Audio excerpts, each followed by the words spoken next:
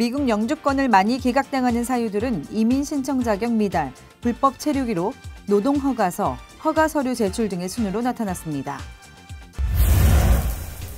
LA 카운티 노숙자 수가 매년 늘고 있는 가운데 특히 올해의 증가폭이 4배에 달한 것으로 나타났습니다. 연방하원 34지구 선거가 6일 앞으로 다가온 가운데 19년 만에 한인 연방하원의원에 도전하고 있는 로버트 한 후보가 선거 막바지 총력전을 펼치고 있습니다. 로버트 한 후보는 6월 3일과 4일 조기 투표에 한인 유권자들의 적극적인 참여를 호소했습니다. 연방 이민세관단속국 ICE에 이민자들이 제대로 된 권리를 행사할 수 있도록 돕는 스마트폰 앱이 출시돼 관심을 끌고 있습니다. 여러분 안녕하십니까? 5월 31일 수요일 RK9 뉴스 시작합니다. 미국 영주권을 많이 기각당하는 사유들은 이민 신청 자격 미달, 불법 체류 기록, 노동 허가서 허위 서류 제출 등의 순으로 나타났습니다. 이민 신청 자격 미달은 포착과 실제 기각이 모두 가장 많았으며 불법 체류 기록은 절반 정도가 잘못 판정한 것으로 드러난 반면 노동 허가서는 실제 기각이 매우 높은 것으로 집계됐습니다. 네, 오늘 첫 소식 워싱턴에서 한면택 특파원이 보도합니다. 미국 영주권 신청자들은 수년 동안 서너 단계를 거치다가 대략 15%가 기각당해 좌절하고 있습니다. 가족이민 신청자들은 가족이민 페티션 I-130에서 8.5%, 영주권 신청서 I-485에서 11% 정도 기각되고 반면 취업이민 신청자들은 취업이민 페티션 I-140에서 10.5%, 영주권 신청서 I-485에서 5% 기각돼 차이를 보이고 있습니다. 영주권 신청자들은 특히 이민 신청 자격 미달, 1년 이상 불법 체류, 노동허가서 LC 문제, 허위 서류 제출 등 4가지 사유로 많이 기각당하고 있습니다. 국무부가 발표한 2016년 이민비자 기각 통계를 따르면 가장 많이 적발되고 실제 기각당한 사유는 이민 신청 자격이 미달됐거나 브리치된 경우로 지난 한 해 28만 8천여 건이나 포착돼 19만 건은 해명하는 데 성공해 기각을 면했으나 9만 9천여 건은 실제로 기각됐습니다. 두 번째 많이 기각당한 사유는 과거 미국서 1년 이상 불법 체류했던 기록이 드러났기 때문으로 11,300여 건이 포착돼 절반을 약간 웃도는 5,750건은 번복받았으나 5,570건은 실제로 기각당했습니다. 세 번째로 많은 사유는 취업이민에서 가장 먼저 승인받아야 하는 노동허가서 레이버 서티피케이션 문제 때문으로 7,700여 건이 포착돼 470건만 위기를 극복했을 뿐 대부분인 7,200건은 실제 기각돼 포착에서는 3위지만 실제 기각에서는 2위로 기록됐습니다. 네 번째로 많은 이민비자 기각 사유는 허위 서류 제시였으며 지난해 6,550건이 포착돼 1,800건이 번복받은 반면 3분의 2인 4,760건은 실제 기각돼 기각률이 더 높았습니다. 예년과 달라진 것은 생활보호 대상자 추종 퍼블릭 차지인데 이민 신청자가 재정 능력 부족으로 미국 이민 시 공공복지 혜택에 의존할 것으로 우려될 때 적용되는 사유로 매년 3,000건 이상 포착되다가 지난해에는 1,000건대로 급감한 것으로 나타났습니다. 워싱턴에서 RKTV 뉴스 한면택입니다. LA 카운티 노숙자 수가 매년 늘고 있는 가운데 특히 올해 증가폭이 4배에 달하는 것으로 나타났습니다. LA 한인타운도 예외는 아닙니다. 김혜정 기자입니다. LA 한인타운 7가 인도위. 통행이 불가능할 정도로 노숙 텐트들이 줄지어 있는 데다 살림살이까지 널려져 있습니다.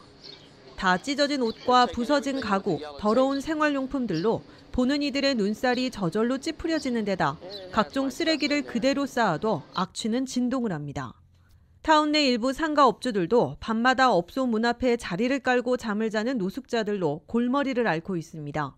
업소를 찾는 고객들에게 요구하지도 않은 친절을 베푼 뒤 다짜고짜 팁을 요구하는 경우도 있어 불안하다고 말합니다. 따가운 눈총에도 불구하고 매일같이 도로변에 텐트를 설치하는 일부 한인 노숙자들은 고공행진하는 LA 렌트비를 감당할 수조차 없고 쉘터도 충분하지 않은 상황에서 노숙밖에는 방법이 없다고 토로했습니다. 한인타운을 포함해 LA 카운티 전역의 노숙자 수는 올해 들어 눈에 띄게 늘었습니다. 올해 1월 LA 카운티 노숙자 수는 전체 주민 1,000만 명 가운데 5만 8천여 명으로 집계됐습니다. 이는 1년 전 같은 조사 때보다 23% 늘어난 것으로 증가율로만 따지면 4배나 됩니다. 이 같은 조사는 지역 정부에서 노숙자 문제와의 전면전을 선포한 뒤에 나온 것이어서 대책 마련에 시급함을 더했습니다. LA 카운티는 지난해 11월 선거에서 판매세 0.25센트 인상안을 통과시켜 10년 동안 매년 3,550만 달러 기금을 확보해 넘쳐나는 노숙자 문제를 해소하기로 했습니다. LA시 역시 주택 보조금 확대를 위한 메저 H와 12억 달러 규모 노숙자 지원 공채 발행안인 프로포지션 HHH를 각각 통과시켰습니다. 여기에 1억 달러에 달하는 예산까지 배정되는 등 지역 정부의 다각적인 노력이 더해지고 있지만 근본적인 노숙자 확대를 막기 위해서는 주택 문제 해결과 더불어 재활 프로그램 설치와 노숙자 지원을 위한 법적 장치가 마련돼야 한다는 지적입니다. 라디오 코리아 뉴스 김혜정입니다. 연방하원 34지구 선거가 6일 앞으로 다가온 가운데 19년 만에 한인 연방하원의원에 도전하고 있는 로버트한 후보가 선거 막바지 총력전을 펼치고 있습니다. 자세한 소식을 조한규 기자가 취재했습니다. 연방하원 의원에 도전하고 있는 로버트한 후보가 선거 6일을 앞두고 한인 유권자들에게 한 표를 호소했습니다. 로버트한 후보는 오늘 오전, 오는 6월 3일과 4일 각각 오전 8시부터 오후 4시까지 실시되는 조기 투표 장소로 확정된 LA 한인타운 내 피오피코 도서관 앞에서 상징적인 기자회견을 가졌습니다. 이 자리에서 로버트한 후보는 이번 조기 투표에 한인 유권자들이 대거 참여해 3,000명 이상이 투표해야 된다고 강조했습니다. 그건 바로 우리 한인 커뮤니티에서 투표를 꼭 해야 됩니다. 이번에는 우리가 투표를 하면은 이 선거는 우리가 반드시 이겨요. 틀림없습니다. 그래서 여러분께서 마지막 6일 남았는데 끝까지 홍보하고 모든 이제 에듀케이션을 이제 계속해서 우리 동포분들에게 전달해 주시기를. 특히 조기 투표 장소에서는 유권자 등록과 함께 투표를 할 수 있는 것은 물론 우편 투표 등록을 했지만 아직 편지를 보내지 않은 유권자들도 이날 정해진 투표함에 투표할 수 있다고 로버트한 선거 캠프 측은 밝혔습니다. 이번 선거는 인종 간, 커뮤니티 간 경쟁이 아닌 주민들이 원하는 이슈들을 대변해 줄 수 있는 리더를 뽑는 선거라고 말했습니다. 그래서 요즘 이슈들이 그냥 뭐 라티노 이슈가 아니고 그냥 백인 이슈가 아니고 흑인 이슈가 아니고 동양 이슈가 아니고 모든 그 사람의 피포 이슈예요 지금. 그래서 지금 사람들이 지금 주민들이 찾고 있는 거는 자기네들 주민들 위해서 제대로 일할 수 있는 그리고 프로블럼을 solving할 수 있는 정치인을 찾고 있습니다. AP 뉴스와 뉴욕타임스 등에서 연방하원 34지구 선거에 대한 기사를 내고 있다면서 정치권이 관심을 갖고 있는 만큼 한인 정치력 신장을 보여줄 수 있는 절호의 기회가 될 것이라고 역설했습니다. 시장님부터 시의장님부터 모든 카운슬맨들, 모든 주하원들 다 보고 있어요. 이럴 때 코리안타운 커뮤니티가 제대로 힘을 보여주면은 시티 카운슬부터 메어부터 우리하고 상대하는 게 달라집니다. 우리가 그 정치적 신장을 보여줘야 돼요. 지금부터. 오늘 리차드 리오단 LA 전 시장이 로버트한 후보에 대한 지지를 선언했다면서 이것은 꾸준히 한인 커뮤니티뿐만 아니라 타 커뮤니티에도 선거운동을 열심히 한 결과로 그 의미가 크다고 밝혔습니다. RKTV 뉴스 조한규입니다. 연방이민세관 단속국 아이스 단속에 이민자들이 제대로 된 권리를 행사하도록 돕는 스마트폰 앱이 출시됐습니다. 미주 한인 교육봉사단체 협의회 낙하셋과 민족학교는 오늘 기자회견을 열고 아이스 단속에 대한 대처 요령과 핫라인 기능을 갖춘 스마트폰 앱 Know Your Right KRC를 새롭게 만들었다고 밝혔습니다. Know Your Right은 한인을 비롯한 IT 전문가들의 재능 기부를 통해 지난 3개월의 개발 과정을 거쳐 출시에 이르게 됐습니다. Know Your Right은 아이스 요원과 맞닥뜨렸거나 구금됐을 때 행사할 수 있는 묵비권 행사와 변호사 선임, 아이스가 요구하는 서류 서명에 대한 거부 등의 권리에 관한 내용들을 한국어와 스페니쉬를 포함한 5개 국어로 제공합니다. 이 앱은 또 아이스 단속 시 즉시 미주 한인 교육봉사단체 협의회와 연결돼 전문가의 도움을 받을 수 있습니다. 스마트폰 Know Your Right의 자세한 내용은 미주 한인 교육봉사단체 협의회 홈페이지를 통해 확인할 수 있습니다. 남가주 일대 갱들이 경찰들을 범행 타깃으로 삼고 있다는 첩보가 입수된 가운데 각 지역 경찰들은 오늘도 경계태세에 돌입합니다. LA 카운티 셰리프국 살인과 형사들은 약 2주 전 사우스게이트 경찰들이 도난 차량 관련 총격 사망 사건을 수사하다 경찰들을 타겟으로 한 갱들의 위협이 있다는 첩보를 입수했습니다. 이번 위협이 한 수사기관인지 아니면 여러 수사기관들을 타겟으로 한 것인지 또는 경찰 개인을 향한 것인지는 알 수 없지만 남가주 경찰들이 대상이 되고 있다고 셰리프국은 밝혔습니다. 이에 따라 일부 경찰서는 순찰 업무를 무조건 2인 1조로 전환시키고 있습니다. 아시안 태평양계 커뮤니티가 LAPD 서부지국 총책임자로 부임한 데니스 가토 부국장을 환영하는 행사를 가졌습니다. 오늘 LA 한인타운 내 신북경에서 열린 환영 오찬 행사에는 데이빗 류 LA시 의원, 이기철 LA 총영사를 비롯해 에릭 가세티 LA 시장 보좌관과 케빈 드레온 캘리포니아주 상원 의장 보좌관 등 시정부 관계자, 그리고 아시안 커뮤니티 총영사관 관계자와 언론사, LAPD 서부지국 관할 경찰서장 등 각계각층 120여 명의 인사가 참석했습니다. LA시에서 아시아 태평양계 커뮤니티의 영향력이 정치, 경제, 비즈니스 영역에서는 물론 LAPD 내에서도 더 커지고 있는 만큼 중요한 모멘텀이 되고 있다고 강조했습니다. Because I am now the highest ranking Asian Pacific Islander on the LAPD, I'm very honored. There's a number of dignitaries, VIPs, representatives of offices and political offices, and so I'm very touched by this gathering. 가토 부국장은 LAPD는 다양한 커뮤니티 경관들이 함께 임무를 수행하고 있다며 꼭 자신이 아니더라도 아태계 커뮤니티 내에서 LAPD 국장은 물론 더 많은 고위직 경관들이 나올 수 있기를 희망한다고 말했습니다. RK9 뉴스 잠시 후에 계속됩니다.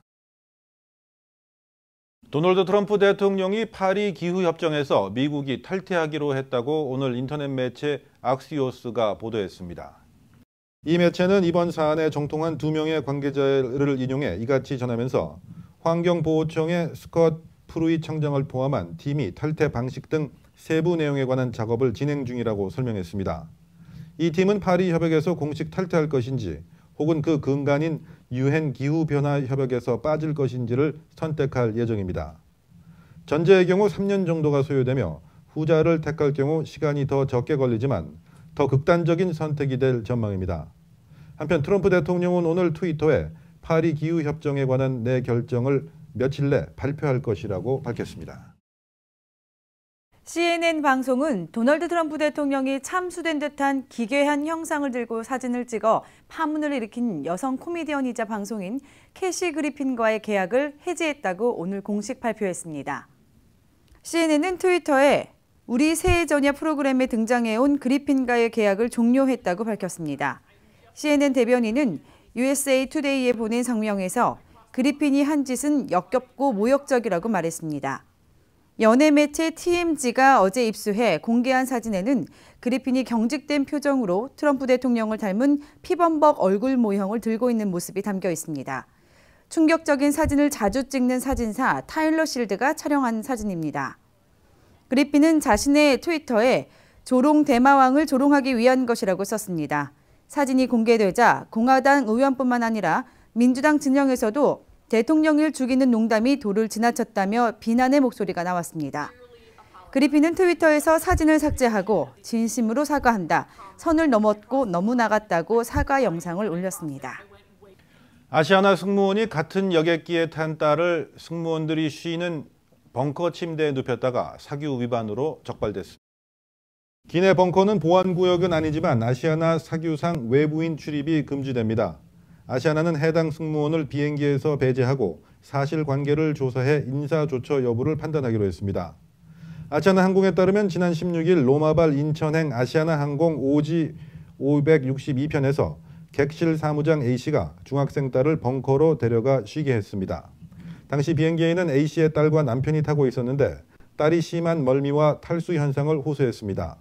이에 A씨가 다른 승무원들에게 말하고 자신의 휴식 시간에 딸을 벙커로 데려가 2시간 동안 같이 쉬었다는 것입니다. 이러한 사실은 아시아나 항공 직원들이 사용하는 익명의 게시판 블라인드에 글이 올라오면서 사측이 알게 됐습니다. 국토부 관계자는 비행기 전체가 테러 대상이 될 수 있어서 탑승 전 보안 검색을 하지 않으냐며 벙커라고 해서 특별히 보안구역으로 설정하는 규정은 없고 항공사 내규에 따라 운영하면 된다고 말했습니다. 또 해당 여객기의 벙커에는 침대가 7개 있고 승무원 11명이 절반씩 교대로 쉬기 때문에 A씨 딸이 누웠다고 해서 다른 승무원이 쉴 침대가 없지는 않았던 것으로 확인됐습니다. 아시아나 항공 관계자는 객실 승무원 벙커는 보안시설은 아니지만 사규에 따라 승무원만 출입이 가능한 공간이기 때문에 정확한 사실관계 파악 후 규정에 따라 조치할 계획이라고 말했습니다. 플로리다주 올랜도 국제공항에서 가짜 총을 든 남성이 경찰관과 행인들을 위협해 공항 청사가 3시간 동안 마비됐습니다. 지역 언론 보도에 따르면 어제 저녁 7시 30분쯤 올랜도 공항에 나타난 마이클 웨인 페티그루라는 남성이 공항 경찰을 향해 권총을 겨누며 쏠 테면 쏴봐라라고 소리를 질렀습니다. 페티그루의 출현에 공항은 아수라장이 됐습니다. 놀란 승객들이 대피하고 경찰이 출동했습니다. 이 남성이 총을 겨눈 채 경찰과 대치하자 경찰 인질협상 전문가팀도 투입됐습니다. 남성은 렌터카 회사 부스가 있는 구역으로 뒷걸음질치다 벽 쪽에서 경찰에게 검거됐습니다. 올랜도 경찰국 존 미나 국장은 페티그루는 구금됐고 모든 사람이 안전하다면서 용의자는 정신적 문제가 있는 것으로 보인다고 말했습니다. 경찰은 이 남성이 갖고 있던 총이 일종의 복제화 기류로 가짜 총인 것으로 확인됐습니다. 경찰은 테러 가능성은 없고 정신착란에서 비롯된 범행으로 보고 수사 중입니다. 올랜도 공항은 밤 10시까지 대치 상태가 이어지면서 주요 터미널이 폐쇄돼 운영에 큰 차질을 빚었습니다. 뉴욕에서 출발해 서부 샌프란시스코로 향하던 제트블루 항공 소속 여객기가 기내에서 발생한 랩탑 컴퓨터 화재로 비상 착륙했다고 AP가 보도했습니다. 보도에 따르면 어제 오후 5시 15분쯤 뉴욕 JFK 공항에서 승객 158명을 태우고 이륙한 제트블루 915편에서 운항 도중 객석에서 매캐한 타는 냄새와 연기가 감지됐습니다. 승객 카트 호니벌 씨는 몇몇 승객이 백팩에서 냄새가 나는 연기가 피어오르는 것을 발견했다면서 38,000피트 상공에서 랩탑의 리튬 이온 배터리가 기압의 영향으로 폭발했다고 생각한다고 말했습니다. 승무원들이 침착하게 대응해 랩탑에 난 불을 껐고 항공기는 미시간주 그랜드 레피즈 제럴드 포드 국제공항에 비상 착륙했습니다. 비상 착륙 과정에서 부상자는 없었습니다. 제트블루 여객기는 제럴드 포드 공항을 이용하진 않았지만 그곳에서 기체 점검을 받은 뒤 밤늦게 샌프란시스코로 다시 출발했습니다. 연방항공청은 제트블루 항공기 비상 착륙이 승객이 기내에 휴대하고 탑승한 리튬 이온 배터리 화재 때문이라고 확인했습니다. 덴버에 있는 한 도넛 회사가 오늘 드론을 이용해 배달하는 장면을 공개했습니다. 아마존 등 대형 회사들이 추진하고 있는 드론 배달을 작은 도넛샵이 시연한 것인데 도넛샵에서 이룩한 드론은 덴버 시청으로 날아가 경찰관들과 소방관들에게 안전하게 배달했습니다. 덴버시 관계자는 드론 배달에 대한 시의 규정이 아직 없다면서 연방항공청의 협조를 구해 상업용 배달의 안정성에 대해 문의하겠다고 밝혔습니다. 현재 세븐일레븐이 네바다주 리노에서 드론 배달을 일부 시행하고 있습니다. 잠시 후에 이슈 포커스가 이어집니다.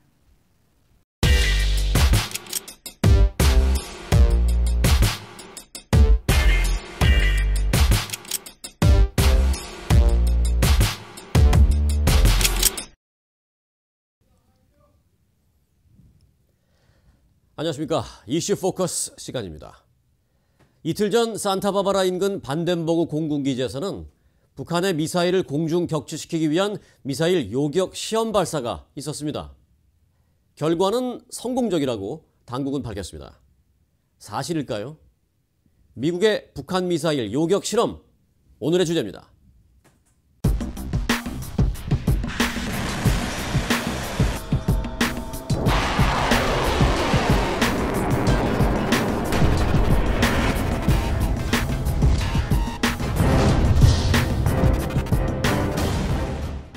자, 주영석 기자 함께했습니다. 안녕하십니까? 안녕하십니까? 자, 북한에서 미사일이 날아온다는 전제하에 미국이 요격 실험을 했는데 일단 당국은 성공이라고 발표를 했어요. 그렇습니다. 어제 실험했고 성공했다고 발표했습니다. 이 미사일 방위청이 그런 발표를 했는데요. 이 마셜 군도, 태평양에 있는 마셜 군도의 레이건 실험장에서 모의 대륙간 탄도미사일 ICBM 미사일을 발사했고요. 그것이 대기권 밖으로 이제 나간 상황에서 이 캘리포니아주 그 반덴버그 공군기지에서 쏘아올린 그 격추를 위한 지상 기반 요격 미사일이 역시 그 대기권 밖으로 날아가서 대기권 밖에서 격추시켰다. 그렇게 발표해서 일단 그 ICBM 미사일 요격은 성공한 것으로 그렇게 나타났습니다. 네. 대기권 밖으로 갔다 이제 대기권 안으로 내려올 때는 속도가 너무 빨라지기 때문에 그때는 격추가 어려워요. 그래서 그렇습니다. 대기권 밖에 있을 때 격추를 해야 하고 또 여러 가지 안전 문제상도 당연히 그렇게 해야 되는데 네. 뭐 그렇게 했다라는 얘기인데 네. 근데 이제 이게 너무 자화자찬이다. 일부에서는 또 그런 시각도 좀 없잖아 있습니다. 그렇습니다. 왜냐하면 일단 그 내용 자체가 발표한 내용 자체가 너무 간단합니다. 그러니까 말씀드린 내용이 단데요. 조금 전에 말씀드렸던 대로 어디에서 발사한 미사일을 어디에서 발사한 미사일을 요격했다. 그리고 그 내용은 대기권 밖에서 요격시켰다. 그게 답니다. 네. 그러니까 그 이외에 어떠한 내용도 지금 공개되지 않고 있습니다. 뭐 격추시킨 당시에 뭐 영상이 나오는 것도 아니고 그 정확한 구체적인 설명이 나오는 것도 아니고 따라서 이 발표 내용이 너무 빈약하다 보니까 과연 성공인지 사실은 그 성공하기를 바라는 사람들이 대부분일 텐데 그러나 아쉽게도 우리가 지금 믿기에는 여러 가지로 좀 부족하지 않은가. 그리고 이번이 그 ICBM 그 미사일에 대한 요격 실험은 사상 최초입니다. 사상 최초이기 때문에 어떻게 보면 굉장히 역사적인 의미도 있는 그런 그 실험일 텐데 그런 그 역사적인 의미가 있는 실험 발표치고는 상당히 좀 빈약하다. 이제 그런 점에서 의문점이 많이 지금 제기되고 있는 상황입니다. 네, 사실 뭐 성공이냐 실패냐를 이제 최종적으로 가늠하기 위해서 미리 이제 시험 조건들을 이제 셋업을 할 때 네. 그게 이제 어떻게 셋업되어 있느냐에 따라서 성공 또는 실패 확률도 좀 조절될 수 있는 그런 거 아닐까요? 맞습니다. 그러니까 이게 왜 문제냐면 이 실전이라는 것. 그러니까 북한이 뭐 미국을 향하건 또는 뭐 일본을 향하건 갑자기 ICBM, 핵을 단 ICBM 미사일을 쏘아 올린다면 그건 누구도 예측하지 못할 때 기습적으로 쏘아 올릴 겁니다. 그래야 성공할 가능성이 높기 때문이죠. 따라서 미국이 그런 북한의 이 일거수일투족을 감시를 해야 되고 언제든지 북한이 그 ICBM을 쏘아 올릴 기미가 있을 때 재빨리 알아차려야 그 미사일을 요격하거나 할 수 있는 그 가능성이 높아지는데요. 이번 같은 경우는 앞에 말씀드린 대로 여러 가지 조건이 본다고 그랬는데 그게 무슨 얘기냐면 우리가 이제 몇 월 며칠 언제 실험을 하겠다. 요격 실험을 하겠다. 그러니까 그때쯤이면 ICBM 미사일을 발사할 테니까 이걸 격추시켜봐라. 미리 준비해놓은 거죠. 네. 그렇기 때문에 일각에서 제기하는 얘기는 그렇게 예고한 거는 사실 요격을 해도 그게 실전에서도 그렇게 그 실험에서 성공한 것대로 그대로 실전에서도 성공할 수 있다는 보장은 없다. 따라서 요격 실험은 말 그대로 실험일 뿐이다. 이제 이런 지적이 나오고 있는 것이고요. 그래서 이제 성공 발표에도 불구하고 네. 북한이 쏠 수도 있는 뭐 지금 뭐 그런 능력은 아직 없다고 봅니다만 그 ICBM을 미국이 요격하기에는 그래도 좀 부족하지 않느냐라는 우려가 여전히 있는 것만은 사실이죠. 그렇습니다. 성공했다 하더라도 우려가 있는데 왜 그러냐면 마샬 군도에서 쏘아 올린 것을 캘리포니아 그 산타바바라 반덴버그 공군기지에서 미사일을 쏘아서 요격시켰다고 그랬는데 반덴버그 기지에서 마샬 군도까지 거리가 7,500km 정도입니다. 그러니까 ICBM 미사일로 간주되는 것이 5,500km 이상을 날아갈 수 있는 능력이 있는 미사일을 ICBM이라고 하는데 그러니까 ICBM 미사일의 기준을 충족시킨 건 맞는데 북한에서 뭐 캘리포니아로 샌프란시스코나 LA까지 날아가는데 거의 한 10,000km 가까이 날려야 되거든요. 그런 것에 비하면 상당히 짧고 그리고 실제로 이번 실험에서는 더 짧은 거리를 날았다. 왜냐하면 그 마샬 군도에서 캘리포니아 쪽으로 미사일을 날릴 때 혹시라도 민간인이나 일반 사람들이 다치면 안 되지 않습니까? 그래서 미리 그 특히 해상에 태평양 해상에 경고 방송을 했다고 합니다. 몇 월 며칠 언제 실험을 하니까 선박들은 조심해라. 근데 그 경고 방송을 토대로 이 전문가들이 분석해 보니까 그 거리가 대략 5,800km. 조금 간신히 넘는군요. 그러니까 5,500km를 간신히 넘는 거리였다는 거죠. 그러니까 그 5,800km 밖에 있는 선박에 대해서는 경고를 하지 않았다고 합니다. 그러니까 네. 최장거리가 5,800km. 따라서 그렇게 보자면 이제 ICBM의 기준을 충족하는 미사일 정도를 대상으로 실험을 한 것이고 북한이 쏘아 올릴 만약에 미국 본토, 이거 캘리포니아를 공격한다고 한다면 10,000km 정도를 날아가는 미사일이기 때문에 차원이 다를 거란 얘기고 그만큼 더 높이 올릴 것이고 그만큼 더 빠를 것이고 위력이 더 강할 것이라는 얘기죠. 네. 그래서 그런 미사일을 격추하는 것은 이번 실험용 미사일과는 차원이 다르기 때문에 그런 부분에서도 좀 문제가 있다. 이런 네. 지적을 전문가들이 했습니다. 한국에서도 뭐 지금 그 사드의 어떤 효력이나 이런 것에 대한 뭐 논란이 뭐 여전히 맞죠. 있긴 네. 합니다만은 여하튼 이번에 실험이 네. 그래도 북한의 어떤 핵무기 공격이나 이런 것을 막기에는 안심하기에는 네. 아무리 성공 발표가 나와서도 좀 이르지 않느냐라는 시각이 결론적으로 있죠. 그렇습니다. 그래서 앞서 그 실전 얘기했지만 북한이 실전에서 미사일을 ICBM 미사일을 쏘아올릴 경우에는 한 대를 발사하는 게 아니라는 얘기죠. 여러 대를 동시에 발사할 가능성이 높다는 것이 대부분 전문가들의 관측입니다. 그러면 뭐 10대 20대로 동시에 쏘아올릴 수도 있는데 그럴 경우에는 그 10대 20대가 다 진짜 ICBM도 아니고 그중에 한 몇 대는 실제 그 핵탄두를 장착한 ICBM이겠지만 나머지는 가짜, 디코이라고 하죠. 그 가짜, 페이크 그 미사일. 예, 그걸 쏘아 올려서 외형적, 그러니까 겉에 모양새로는 그러니까 어느 걸 요격해야 될지 모르는 거예요. 모르는 겁니다. 그래서 가짜와 진짜로 동시에 동시다발적으로 많이 쏘아 올리면 당연히 그 방어하는 입장에서는 요격하기에 한계가 있을 수밖에 없고 네. 그러다 보면 진짜 몇 개라도 실제 목표한 대로 날아갈 가능성이 있다. 따라서 그런 동시다발적으로 날아오르는 ICBM을 과연 전부 다 요격할 수 있겠느냐. 이런 부분이 실전에서는 중요한 부분인데 그런 부분은 역시 아직은 부족하다. 이렇게 말씀드릴 수 있을 것 같아서 이번 실험은 그런 단계로 가는 어떻게 보면 이제 첫 발을 내디뎠다. 네. 그런 정도로 보시면 될 것 같습니다. 중요한 첫발이다. 그렇게 결론을 그렇습니다. 내야도 되겠습니다. 네. 네. 북한이 미국 본토를 겨냥한다면 거리상 당연히 서부 해안 지역입니다. 결국 미국의 상징적인 이곳 캘리포니아주 어느 곳이 될 가능성이 있다는 얘기인데요. 그 생각을 하면 불안하기도 합니다. 한국에서 살 때도 툭하면 전쟁하는 이 불안함 속에서 살아왔었는데 21세기 미국에서 사는데도 그 불안은 지금 우리를 놓아주질 않고 있네요. 주범은 그때나 지금이나 북한이라는 것도 똑같습니다. 여하튼 미국의 요격 미사일 실험은 확실해질 때까지 더 했으면 좋겠다라는 게 우리의 생각입니다. 오늘 주영석 기자 수고 많았습니다. 감사합니다. 여러분 고맙습니다.